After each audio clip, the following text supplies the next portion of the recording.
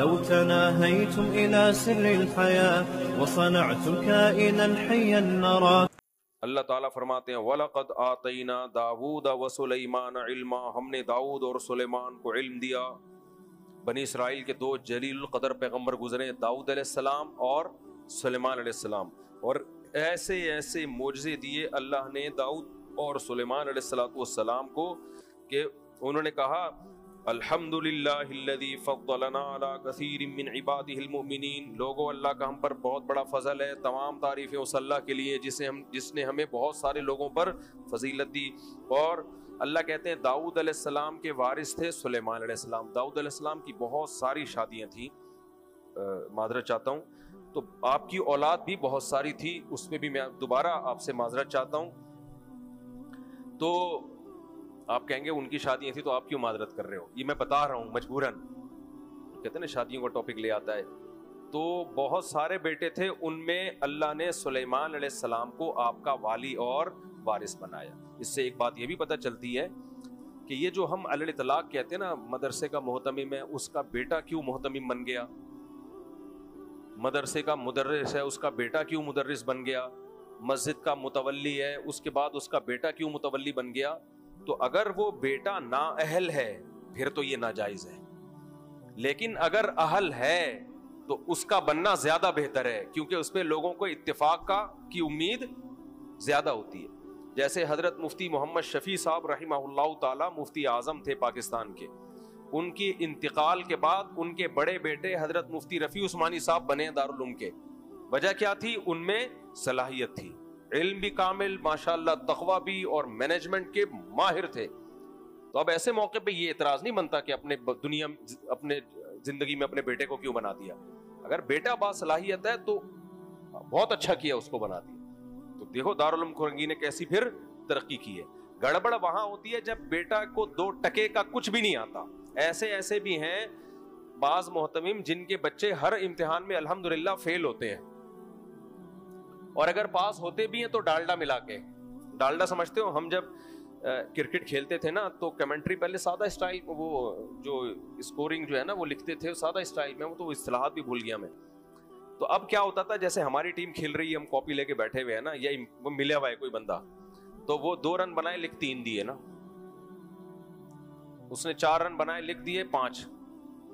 تو اس وقت یہ ٹرم یوز ہوتی تھی ابے تو ڈالڈا ملا رہا ہے بیٹا یہاں بیٹھ کے، کیونکہ دیسی گھی کا زیادہ رواج تھا نا. زیادہ رواج کا مطلب اچھا سمجھتے تھے. تو ڈالڈے والڈے یہ کمپنیاں آنا شروع ہوئیں، بہت رواج ہو گیا ان کمپنی کا. تو گاؤں کے لوگ، ہمارا تو گاؤں نہیں تھا، ہم تو شروع سے شہر میں ہی رہے ہیں، لیکن گاؤں سے یہ ٹرم آئی کہ بھائی یہ دیسی گھی میں کیا ملا رہا ہے؟ ڈالڈا ملا. تو وہ جملہ مجھے ہمیشہ یاد آتا ہے جب بھی کوئی ایسی دھاندلی کر رہا ہوں، تو کیا کر رہا ہے تو؟ اس میں ڈالڈا ملا رہا ہے. تو ڈالڈا مت ملایا کرو. کیا کہاں سے بات تھی یار یہ؟ ہاں، تو بچے کو نا محتمم پاس کر رہا ہوتا ہے کیا ملا کے؟ ڈالڈا ملا کے. اس کے میں صلاحیت نہیں ہوتی. تو ایسے نالائق بچوں کو اگر کسی نے محتمم بنا دیا یا اپنی جگہ مسجد میں نائب بنا دیا تو یہ ناجائز اور حرام ہے، یہ اقربا پروری ہے. تو لیکن داؤد علیہ السلام کے بیٹے چونکہ باصلاحیت تھے، سلیمان علیہ السلام، اللہ کہتے ہیں آپ کے بعد کون والی وارث ہوگا؟ یہ سارا نظام کون سنبھالے گا؟ سلیمان. تو اس پہ یہ اعتراض نہیں بنتا اقربا پروری چل رہی ہے معاذ اللہ، ٹھیک ہے نا. وجہ کیا ہے بھائی؟ باصلاحیت ہیں وہ، اور یہ اللہ نے ان کی سلیکشن کی. تو اللہ اگر سلیکشن نہ بھی کرے، انسان بھی سلیکشن کر سکتا ہے. فرمایا کہ وَوَرِثَ سُلَيْمَانُ دَاوُودَ قَالَ يَا أَيُّهَا النَّاسُ عُلِّمْنَا مَنطِقَ الطَّيْرِ. آپ نے لوگوں سے کہا اے لوگو، اللہ نے ہمیں پرندوں کی بولی سکھائی ہے. اب پرندے تو بولتے نہیں ہیں، سوال پیدا ہوتا ہے بھائی کوئی نہ کوئی طریقہ پرندوں کا بھی میسج پہنچانے کا ہوتا ہے. تو سائنس اتنی ترقی کر رہی ہے، پرندوں میں بھی آپس میں کوئی کمیونیکیشن کا پورا سیٹ اپ ہوتا ہے، بہت سارے جانوروں میں بھی ہوتا ہے. تو اللہ نے سلیمان علیہ السلام کو سکھایا. تو وَحُشِرَ لِسُلَيْمَانَ جُنُودُهُ مِنَ الْجِنِّ وَالْإِنسِ وَالطَّيْرِ. ایک دفعہ سلیمان علیہ السلام اپنے لشکر کے ساتھ جا رہے ہیں جس میں جنات بھی ہیں، انسان بھی ہیں اور پرندے بھی. عامل نہیں تھے اتفاق سے، کیونکہ جہاں عامل ہوتے ہیں تو وہاں اتفاق سے جنات آتے ہیں، لیکن چونکہ سلیمان علیہ السلام موجود تھے اس لیے عاملوں کا وہاں کوئی گزر نہیں تھا، ٹھیک ہے نا. وہاں جا کے ناٹک واٹک ڈرامے بازی کر نہیں سکتے تھے. فَهُمْ يُوزَعُونَ. ان کو روکا گیا. पूरा लश्कर चल रहा है। हत्ता इदा अतौ अला वादी नम्ल, चींटियों की एक वादी के पास से गुजरे। क़ालत नमलतुन, चींटी कहने लगी, या अय्युहन नम्लु उदखुलू मसाकिनकुम, ए चींटियों अपने बिलों में दाखिल हो जाओ, सुलेमान और उसका लश्कर तुम्हें ला यहतिमन्नकुम, रोंद ना डाले, वहुम ला यशउरून, और इनको पता भी नहीं चलेगा, सब मरे पड़े, सबके जनाजे होंगे यहाँ पे। आज साइंस ने ये बात साबित की है, बहुत सारे जानवरों को ना जो आफत आ रही होती है कोई बड़ी, उसका पहले से इल्म हो जाता है। सुलेमान सलाम का तो लश्कर कोई ज़िलज़ले से कम थोड़ी था, वो बहुत बड़ा लश्कर था। तो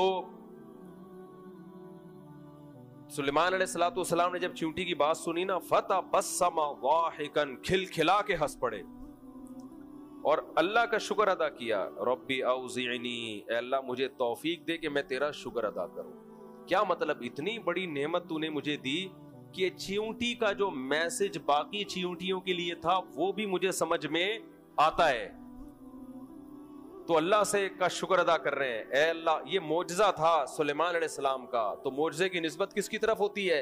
अल्लाह की। सुलेमान अलैहिस्सलाम में खुद ये नहीं था कि वो समझ जाते, ये सब कौन बता रहा था सुलेमान अलैहिस्सलाम को? अल्लाह। ए अल्लाह मुझे तौफीक दे कि मैं उस नेमत का शुक्र अदा करूं जो तूने मुझ पर की, वाला वालिदैया, और मेरे वालिदैन पर की। पैगंबर हर दुआ में अपने वालिदैन को याद रखते हैं। मेरे वालिदैन पर भी, दाऊद और जो आपकी वालदा थी, कि उन्हीं की बरकत से मुझे ये सब कुछ मिला है। वन अमल सालिहन तरज़ा, ए अल्लाह इतनी बड़ी नेमत तूने मुझे दी, ऐसा ना हो मैं नेक अमल छोड़ दूं। जब नेमतें मिलती हैं इंसान अल्लाह के करीब होने के बजाय दूर होना शुरू हो जाता है। तो अल्लाह तू मुझे ऐसे ऐसे अमल की तौफीक देना जिस पे तू खुश होगा। तो ये याद रहेगा, जब भी कोई नेमत मिले क्या दुआ मांगनी अल्लाह से? ए अल्लाह तू मुझे शुक्र की तौफीक दे और मुझे नेक अमल की तौफीक दे। ऐसा ना हो ये नेमत मुझे मिली है तो मैं तुझे भूल जाऊं। जब पसंद की शादी होती है ना, तो पहली रात को फजर की नमाजी भी नहीं पढ़ते, क्योंकि दुल्हन मिल गई, अब अल्लाह को याद करने की क्या जरूरत। हमारे दोस्त हैं मस्जिद में, रफ़ी भाई, नाम लेने में हर्ज नहीं है, वो दूल्हा का जिसकी भी शादी होती है ना महल्ले में, उसको फजर में चेक करते हैं आया कि नहीं आया, और फिर वो उसकी क्लास लेते हैं। वो जो नमाजी हो पहले से, जो नमाजी नहीं है वो तो पहले भी नहीं आया। कोई नमाजी रुखसती वाली रात को फजर की जमात में शार्ट होना, तो रफ़ी भाई ने उसको छोड़ना नहीं। फिर उसको घंटा समझाते हैं, उसका बाप भी आता है अगले दिन, सही तुम्हारी शादी हुई है, तुम फजर में क्यों नहीं? और चेक कर रहे होते हैं आ रहा है कि नहीं आ रहा। इसलिए हमारे महल्ले में जिसकी भी शादी हो, अल्लाह के खौफ से आए ना आए, रफ़ी भाई के खौफ से वो जरूर आए। तो जब नेमत मिले तो भाई अल्लाह को मत भूलो, अल्लाह को याद रखो। ये सुलेमान अलैहिस्सलाम की दुआ से हमें पता चलता है। और कहने लगे, ये बहुत अहम बात, वअदखिलनी बिरहमतिका फी इबादिका सालिहीन, ए अल्लाह अपने नेक बंदों की फहरिस्त में मुझे भी शामिल कर ले। कितनी तवाज़ु है यार, पैगंबर से बड़ा कोई होता है कौम में? फिर भी मैं नहीं कर रहे कि मैं सबसे बड़ा हूं तो बाकी लोगों को मेरी फहरिस्त में शामिल कर ले ना। कैसे अपने आप को सोसाइटी का एक अदना फर्द करार देकर, अल्लाह तेरे बहुत से नेक बंदे हैं, तो मुझे भी उन नेक बंदों में शामिल कर ले। हमारे पास अगर कोई ऐसी करामत आ जाए, कोई भी अकल से बालातर वाकया, तो हम तो कहेंगे भाई नेक इज कॉल्ड मैन। नेक किसे कहते हैं? मुझे क्या कहते हैं? नेक। तो आप भी मेरे जैसे बनो तो तुम्हारे साथ भी ये करामतें होंगी। लेकिन सुलेमान अलैहिस्सलाम कह रहे हैं, अल्लाह तेरे जो नेक बंदे हैं, मुझे भी उनका एक अदना सा, गोया के मफहूम बयान कर रहा हूं, उस मुझे भी उनका एक अदना सा फर्द बना दे। ऐसा ना हो इन मोजज़ों को और इन नेमतों को देखकर मैं तुझसे गाफिल हो जाऊं। बहुत से नेक बंदे, मुझे भी उनमें शामिल कर ले। और आज बाज लोगों ने दीन को ऐसा बना के पेश किया है कि ऐसा लगता है 4-6 आदमियों के अलावा कोई दुनिया में नेक रहा नहीं, बाकी सब गुमराह, बातिल, जहन्नमी, फिरका परस्त, सब मंजन।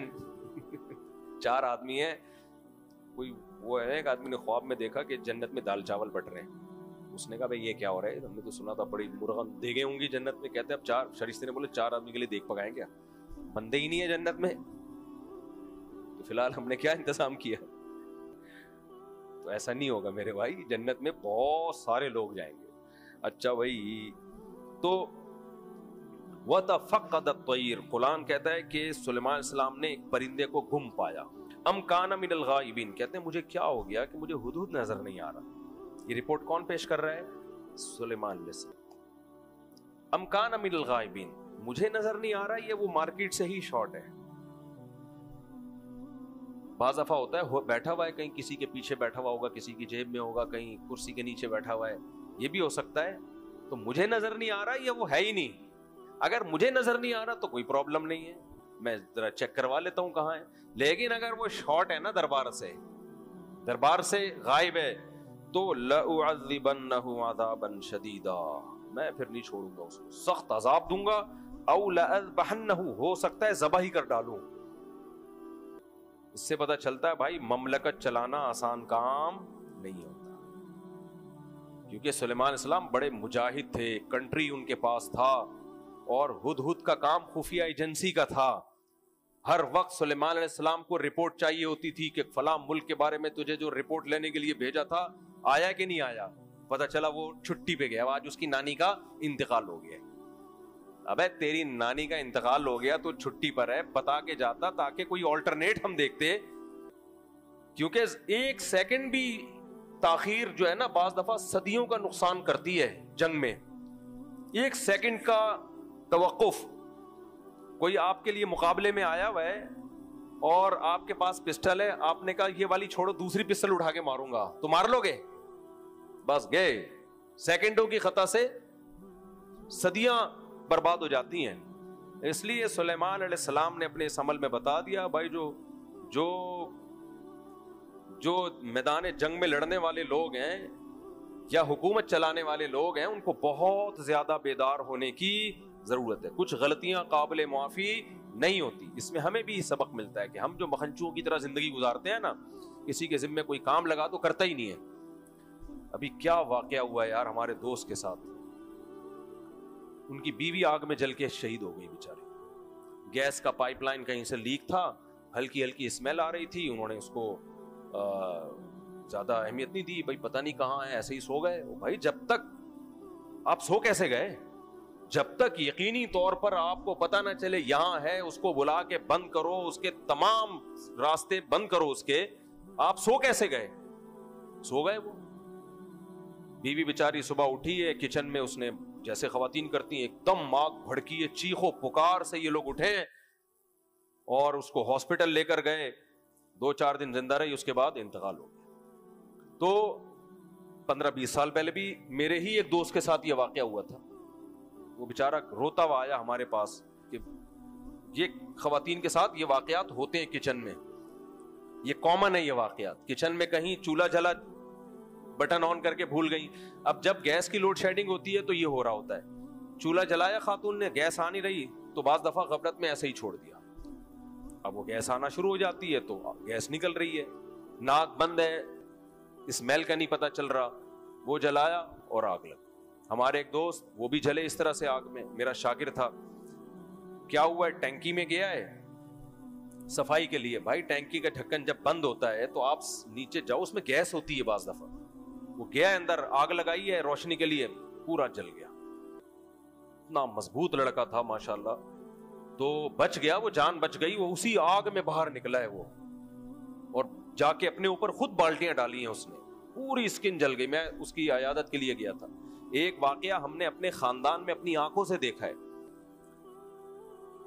کہ یہ کوائل جلاتی ہے نا خواتین، یہ بہت خطرناک چیز ہے. یہ کوائل نہیں ہوتی مچھر والی، یہ تو میں نے اپنی آنکھوں سے دیکھا. ہمارے ایک ریلیٹو تھے، میں چھٹیاں تھی ہماری، میں دوسرے کمرے میں سو رہا ہوں. اچھا ان کے گھر کے جو سربراہ تھے وہ بار بار کہتے بھی تھے بھائی یہ کوائل جو ہے یہ دور رکھا کرو، چادر سے، بستر سے، پردوں سے بہت دور. ایسا نہ ہو کوئی رضائی اس کو جا کے لگے، لحاف لگے، آگ پکڑ لے. لیکن گھر میں لوگ سیریس نہیں، بھائی رکھا ہوا تو ہے، دور رکھا ہوا ہے نا، اور کیا کریں. یہی ہوا کہ رات کو سردیاں تھی، سوتے ہوئے میں کسی بچے کا لحاف جو ہے نا، جیسے بچہ یوں اٹھا کے پھینکتا ہے کچھ، وہ لحاف جا کے گرا ہے اس کوائل، اس میں لگی آگ، اور چند سیکنڈ کے اندر پورا کمرہ آگ سے بھرا ہوا. وقت پہ شکر ہے وہ چیخو پکار سے، یعنی جب گرمی لگی نا جو سو رہے تھے وہاں، وہ بھاگے. میں تو ساتھ والے کمرے میں تھا، میں بھی بغیر، ہم نے وہ پائپ چلا کے وہ اس آگ پہ قابو پا لیا، لیکن پورا کمرہ جو تھا وہ چند سیکنڈ تاخیر ہوتی سب نے جل جانا تھا اندر۔ تو یہ واقعات ہم نے اپنی آنکھوں سے اتنے سارے دیکھ لیے ہیں کہ اس سے نبی صلی اللہ علیہ وسلم نے فرمایا رات کو چراغ ہمیشہ گل کرو، فَإِنَّ الْفُوَيْسِقَةَ تَضْرِمُ النَّارَ عَلَى الدَّارِ عَلَى أَهْلِهَا، کہ رات کو چراغ میں کیا ہوتا ہے، چوہا یہ بعض دفعہ چراغ کو گرا دیتا ہے، موم بتی کو گرا دیتا ہے، یہ حشرات الارض سے تھوڑی ہم بچ سکتے ہیں، یہ گرا دیتے ہیں، کسی چیز پہ گرا اس میں آگ لگ گئی، تو کوئی نہیں ہے، بس پاگلوں اور بے وقوفوں کی طرح زندگیاں گزر رہی ہے۔ خواتین بائک میں پیچھے بیٹھتی ہیں، دوپٹے لٹک رہے ہوتے ہیں، پیچھے برقعے لٹک رہے ہوتے ہیں، بھائی یہ چین میں آ جائے گا، پھنس جائے گا، اور کچھ نہیں ہوتا۔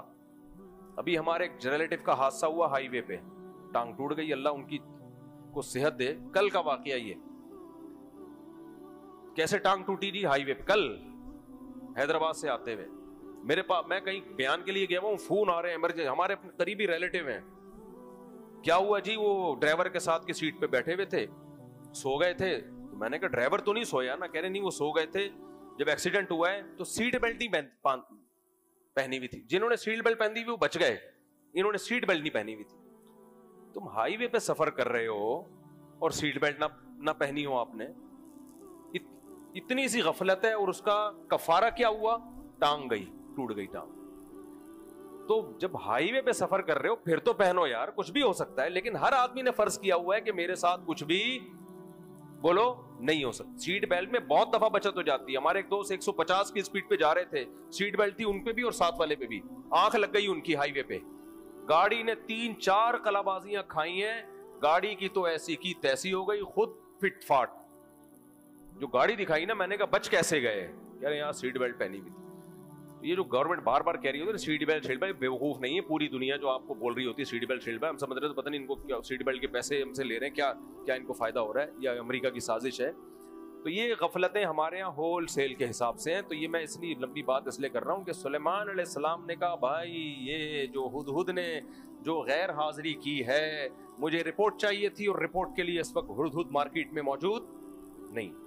اس کا نتیجہ کیا نکلے گا، ہم اس کمبخت کا انتظار کریں گے، وہ گھنٹے بعد آئے گا، پھر رپورٹ پیش کرے گا، اور پتہ نہیں دنیا کا نقشہ ہی نہ تبدیل ہو چکا اس وقت تک۔ لہذا سلیمان علیہ السلام اللہ کے پیغمبر رحم دل ہوتے ہیں، کہنے لگے نہیں چھوڑوں گا، یا تو ایسی سزا ملے گی یا ذبح کر دو۔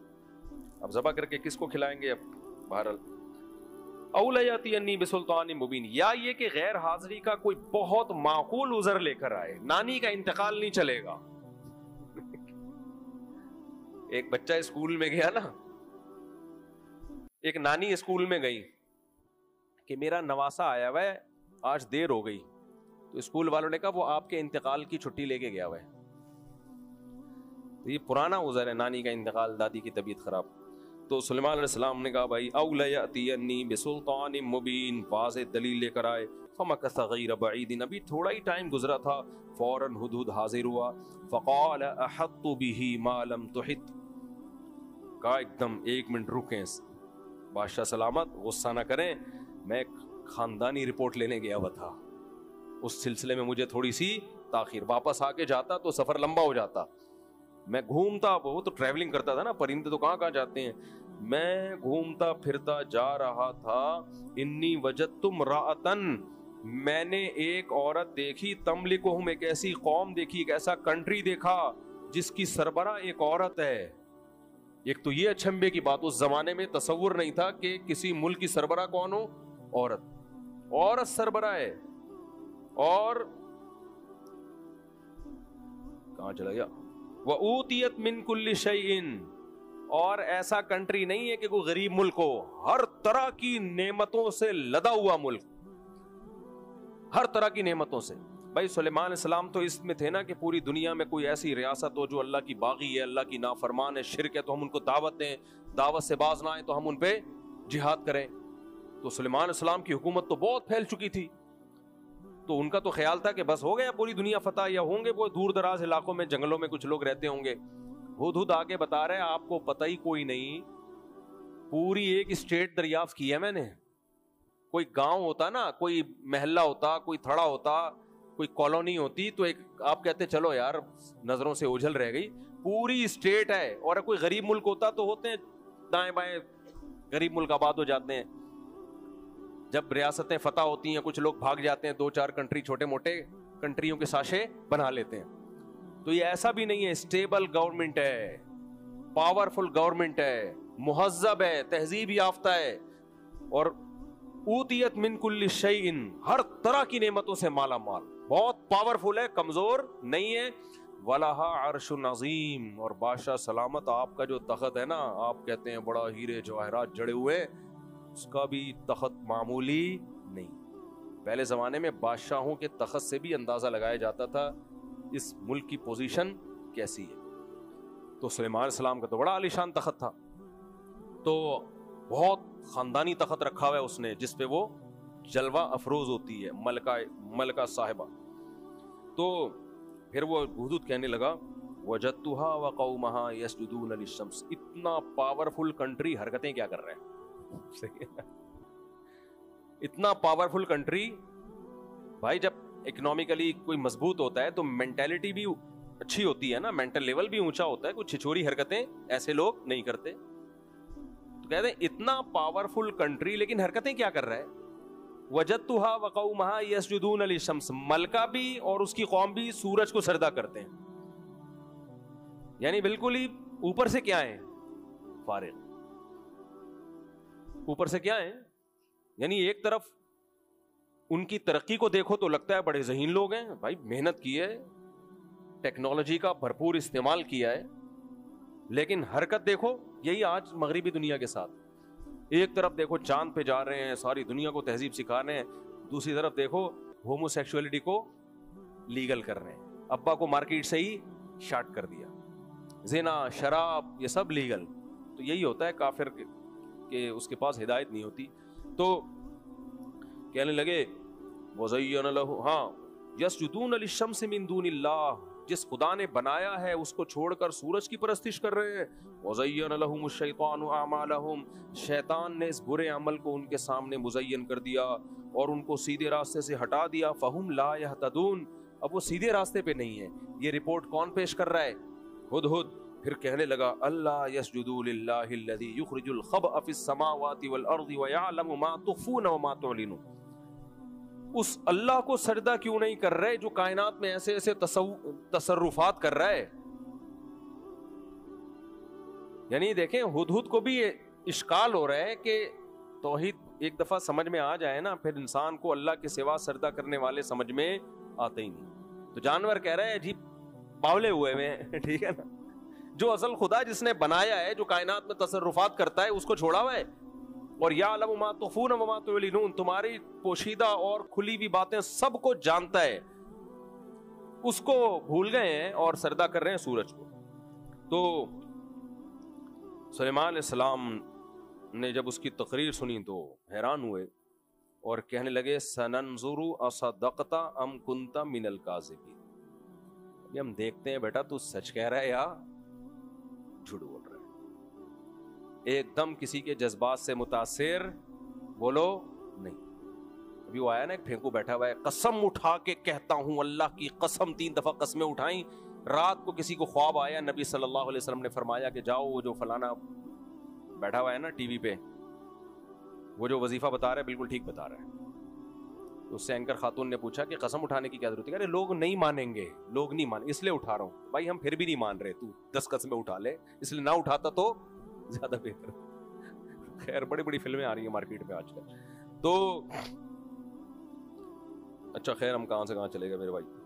تو اس لیے سلیمان علیہ السلام نے فرمایا سننظر, ایک ریلیکس, ہم ابھی دیکھتے ہیں اصدقت ام کنت من الکاذبین, تو سچ بول رہا ہے یا بہانہ بنا رہا ہے ذبح ہونے سے بچنے کے لیے.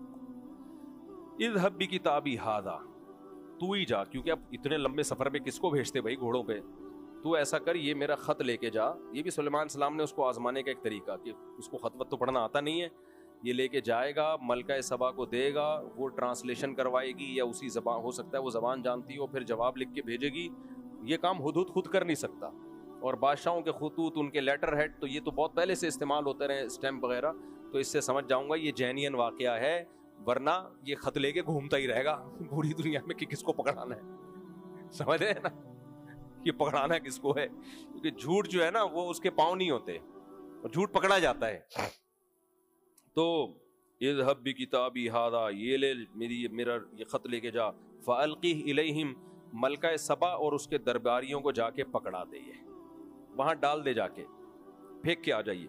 پہلے زمانے میں پرندوں کے ذریعے خط و کتابت ہوتی تھی، بہت زیادہ پرانی بات نہیں ہے، چند سو سال پہلے تک یہ کام ہوتا تھا. کبوتروں کے ذریعے یا پرندوں کو سدھایا جاتا تھا، پھر ان سے خط و کتابت ہوتی تھی. یا قالت یا ایھا الملأ انی القی الی کتاب کریم، ملکہ سبا نے جب وہ خط دیکھا، ذہین بہت تھی آپ نے، کہتی ہے کہ اپنے درباریوں کو جمع کیا اور کہنے لگی بہت معزز خط آیا ہے میرے پاس، یہ کسی چھوٹے آدمی کا نہیں ہے.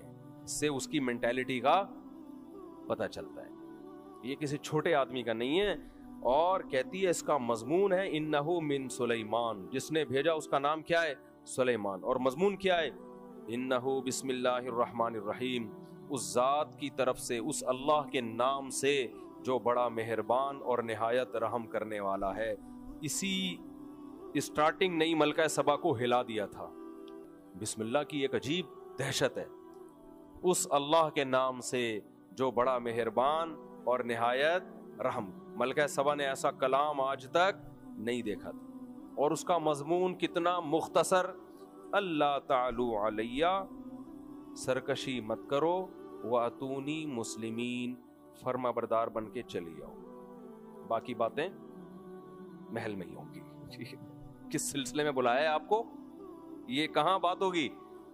ملکہ سبا کو اندازہ ہو گیا بھائی یہ انداز کسی چھوٹے شخص کا، بولو، نہیں ہو سکتا، کسی چھوٹے شخص کا نہیں.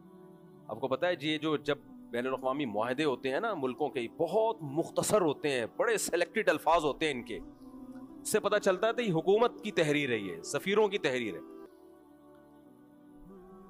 جب میاں بیوی کے آپس میں وہ طے ہوتے ہیں نا معاہدے، تو بڑے لمبے لمبے ہوتے ہیں. آج سے تو یہ نہیں کرے گی، آج سے یہ بھی نہیں کرے گی، آج سے یوں نہیں کرے گی، وہ کہے تو یہ نہیں کرے گا. تو پتہ ہی نہیں چل رہا ہوتا اس میں آدمی اصل مدعا ہے کیا، پتہ نہیں چل رہا ہوتا ان کا اصل جھگڑا ہے کیا. تو یہ جو بڑے لوگوں کا کلام ہوتا ہے قلہ و دلہ، دلہ کا مطلب اپنے معنی پر واضح ہوتا ہے، اور ہوتا کیا ہے؟ نبی صلی اللہ، بہت مختصر ہوتا ہے. نبی صلی اللہ علیہ وسلم نے جو بادشاہوں کو خطوط لکھے نا بخاری مسلم میں، وہ بھی بڑے مختصر ہیں، لمبے چوڑے نہیں ہیں کہ بھئی اب تمہیں کچھ سمجھ میں نہیں آیا تو اب تم رابطہ کرو ہم سے، ورنہ اب ہمارے پاس زیادہ ٹائم نہیں ہے. بادشاہ سے بات کر رہا ہے. تو یہ نہیں کہ اب یہ ہم اگر خط لکھتے ہیں ملکہ سبا کو، بسم اللہ الرحمن الرحیم، خدا بند کریم سے آپ کی خیریت مطلوب، اور اپنی خیریت، ہماری خیریت کی اطلاع دینا مقصد تھا، اور آپ کی خیریت مطلوب. ہمیں اطلاع ملی ہے کہ آپ ایک بڑے اسٹیبل کنٹری سے آپ کا تعلق ہے، اور ماشاءاللہ آپ ایک بڑی اچھی کنٹری سے میں ہیں، اور سنا ہے کہ آپ کو اللہ تعالیٰ نے تمام کی تمام نعمتیں دی ہوئی ہیں. اور اب مجھے یہ نہیں پتا کہ آپ شادی شدہ ہیں یا ان میرڈ ہیں. بہرحال اگر آپ کی شادی نہیں ہوئی تو اللہ آپ کو کوئی اچھا سا رشتہ بتائے. شادی ہو گئی ہے تو آپ کے ہسبینڈ کو بھی میری طرف سے سلام پہنچے، صحیح ہے نا. اور اگر آپ کے اولاد ہیں تو وہ شہزادوں اور شہزادیوں کو بھی میری طرف سے سلام، اور کچھ میں نے گفٹ بھی آپ کی خدمت اقدس میں بھیجے تھے. اصل مدعا وہ نیچے کہیں جا کے لکھا ہوا ہوگا، پورا ایران توران ہونے کے بعد آخر میں کہ ہم چاہتے ہیں کہ آپ بھی وہ کیا ہلکا بگوش ہے، کیا ہے وہ، ہلکا بگوش اسلام ہو جائیں آپ. اور اس سلسلے میں خواتین کی ایک جماعت بھیج رہا ہوں آپ کے پاس، جو پہلے آپ کو 1 گھنٹہ سمجھائے گی، صحیح ہے نا. اور ہدیے بھی میں ان کے ساتھ مزید بھیج رہا ہوں. مزید کچھ آپ نے اسلام کے بارے میں معلومات لینی ہو تو آن جناب حاضر ہیں. سمجھ میں آ رہی ہے بات؟ یہ 18-20 صفوں کا پورا لیٹر ہوتا. ملکہ سبا سمجھ جاتی کہ بھائی یہ کوئی نئی جماعت آئی ہوئی ہے، اس سے گھبرانے کی بالکل ضرورت نہیں ہے. بھائی بادشاہ سے جب بات کرتا ہے تو کیا انداز تھا سلیمان علیہ السلام کا.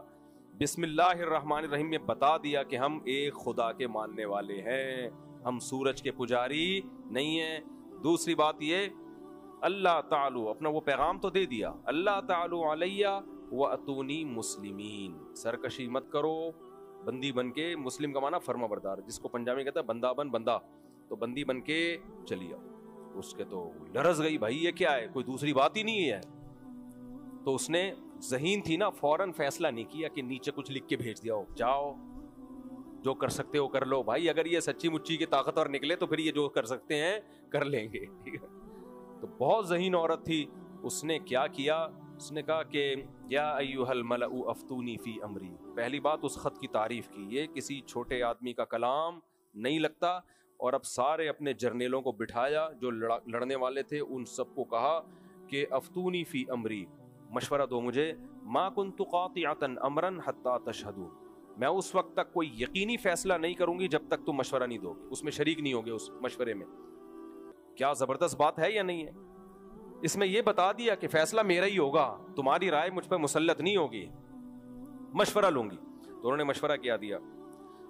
وہ مسٹنڈے تھے, کہنے لگے نحن اولو قوت, بات یہ ہے کہ ہم کمزور لوگ نہیں ہیں, پاور, ڈرنے کی بالکل ضرورت, یہ 2 لائنیں لکھ کے بھیج دی اور آ جاؤ تو ہم چلے جائیں, ایسے بیوقوف تھوڑی ہیں ہم. نحن اولو قوت, ہم طاقت, مسٹنڈے کہنا ان کو ٹھیک نہیں ہے کیونکہ آخر میں انہوں نے بات بڑی ٹائٹ کی. نحن اولو قوت و اولو بأس, ہم ایک طاقتور اور شدید لڑائیاں کرنے والی فوج سے ہمارا تعلق ہے, ہم کمزور فوج, کمزور آرمی نہیں ہے ہماری. لیکن والامر الیک, فیصلہ آپ نے کرنا ہے. بالکل ماتحت لوگوں کو چاہیے ایسے ہی بات کیا کریں, وہ یہ نہ کہیں کہ ان کی ٹانگیں کانپنا شروع ہو جائیں کہ بادشاہ سلامت یہ کیا باتیں کر رہے ہو, ابھی تو تھوڑے دن ہمیں سکون ملا تھا, ملکہ صاحبہ آپ کیا مروانے کے چکر میں ہو دوبارہ؟ بالکل نہیں نہیں نہیں, نہ اپنی طاقت بتا دی بھائی, لڑنے کی اگر کہتی ہو لڑیں گے, پیچھے نہیں ہٹیں گے, باقی کرنا کیا ہے یہ آپ مشورہ دو, ہماری سمجھ میں کچھ بھی نہیں آ رہا, جو کنٹری کے لیے بہتر ہو وہ آپ بتاؤ. کیا خاندانی تھے کہ نہیں تھے؟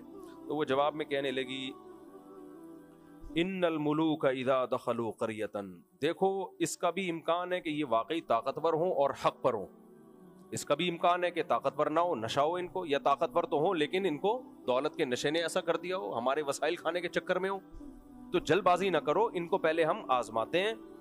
کیوں, اگر آزمائے بغیر ہم لڑ لیے نا اور بالفرض ان کو فتح ہو گئی تو سب کی ایسی کی تیسی ہوگی پھر. کیوں, ان الملوک اذا دخلوا قریۃ افسدوها, بادشاہ جب کسی بستی کو فتح کر کے داخل ہوتے ہیں نا, اٹیک کر کے, تو فساد مچاتے ہیں, وہ جلاؤ, گھراؤ, قتل و غارت. وجعلوا اعزۃ اہلها اذلۃ, اور سب سے زیادہ ذلیل وہ سب سے زیادہ عزت داروں کو کرتے ہیں, عام لوگوں کو کچھ نہیں کہیں گے, سب سے زیادہ ذلیل کس کو کریں گے؟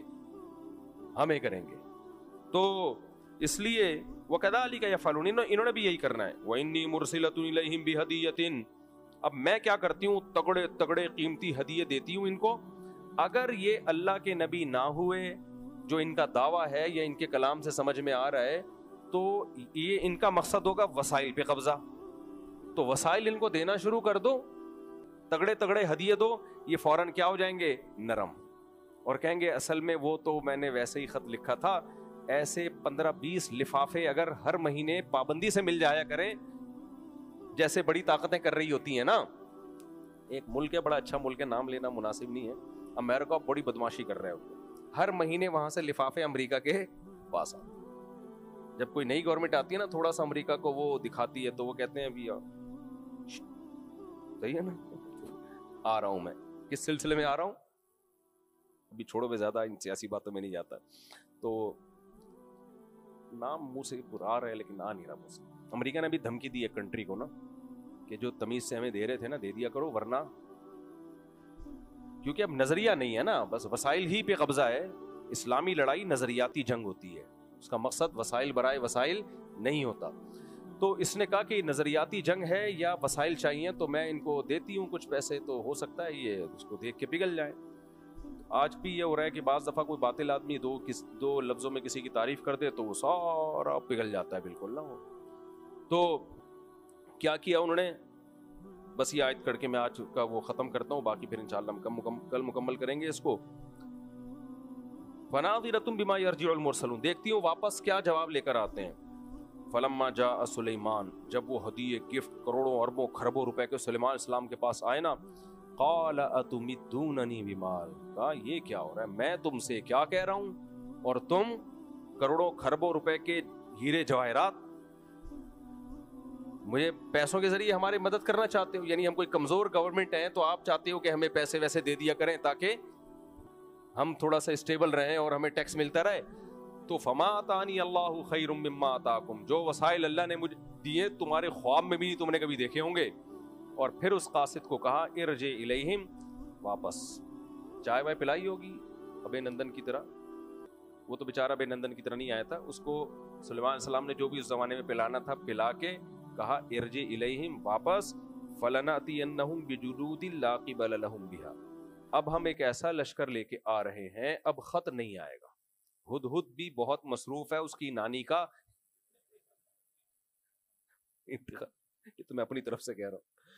تو اب ہمارے پاس اتنا ٹائم نہیں ہے کہ ہم اگلی جماعت بھیجیں، پھر تیسری جماعت بھیجیں، پھر چوتھا پرچہ آئے تمہارے پاس. ہم ایک لشکر لے کے آ رہے ہیں، لا قبل لہم بہا، تم اس کے سامنے ٹھہرنے کا تصور بھی نہیں، کیونکہ اس میں جنات بھی ہوں گے. ٹھیک ہے نا، جنات بھی ہوں گے، انسان بھی ہوں گے، جنات طاقتور فوج ہوگی. تو لا قبل لہم بہا وَلَنُخْرِجَنَّهُمْ مِنْهَا أَذِلَّةً، اور تمہیں رسوا کر کے تمہارے ملک سے نکال دیں گے. وَهُمْ صَاغِرُونَ، تم رسوا ہو چکے ہوگے. تو یہ دھمکی گئی ہے ملکہ سبا کے پاس. اس نے کہا بھائی پہلے تفتیش احوال جا کے کرو، اپنی آنکھوں سے دیکھو، قاصد بھیجو کہ ہم مذاکرات کے سلسلے میں حاضر ہونا چاہتے ہیں. ٹھیک ہے نا، سامنے بیٹھ کے فیس ٹو فیس بات ہوگی.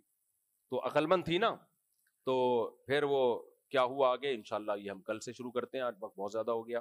یہ واقعہ کئی بار میں سنا چکا ہوں لیکن اس میں اسباق بہت زیادہ ہیں، اسباق بہت زیادہ ہیں. اللہ تعالیٰ سمجھنے کی عمل کی توفیق عطا فرمائے. ہوا و حرص والا دل بدل دے،